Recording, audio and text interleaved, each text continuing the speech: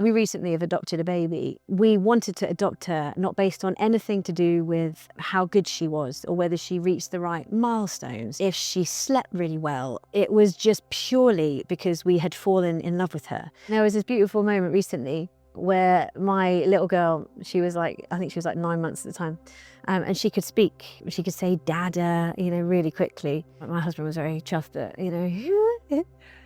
she could say his name. And then she started to speak other things, and she could say her siblings' names and stuff like that. She could say my dog's name, so she could say Willow, but she couldn't say Mumma. I was like really praying, God, why isn't she saying Mumma? Like, I don't understand it. And then she could say other things, and then she started to say my friend's name, Neil.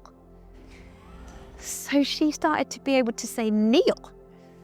And I was like, oh my days, why can't she say Mumma? I need her to say Mumma. And there was one day where I was crying out to God. I walked through the kitchen and she ran around the corner and she put her arms out to me and she said, Mama, and ran into my arms. The overwhelming joy that she said, Mumma, and I felt the Holy Spirit in that moment say to me, that's exactly what I feel.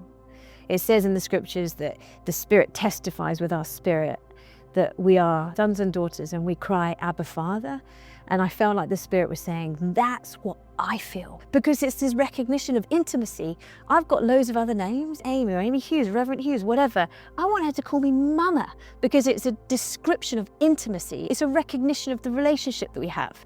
And so I felt like the Holy Spirit was saying, that's what God is saying.